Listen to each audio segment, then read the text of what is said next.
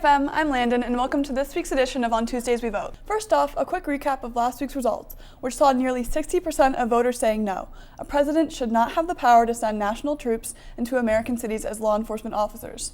And our local government question asked if local elections should be nonpartisan.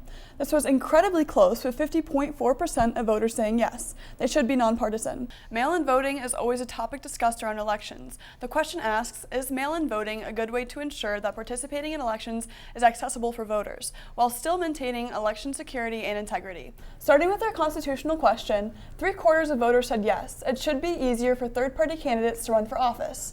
With the second question asked, 90% of voters said elected officials should be protecting the interests of all of their constituents. And then on to this week. The first question deals with the Supreme Court. Currently, justices receive a lifetime appointment, but should that be changed to a term limit or age limit? And our second question is a current topic. It asks which political party you see as being the most responsible for the shutdown of the federal government. Diverse amount of thoughts on that. Okay, and then on to the questions students will be asked tomorrow in their social studies classes about Election Day coming up on November 4th. When it came to putting age or term limits on Supreme Court justices, nearly 34% of voters felt both age and term limit was acceptable. Great, well there you go FM, you'll have a chance to vote on those questions during your social studies class on Tuesday. For Mr. Polly, I'm Landon. Back to you guys.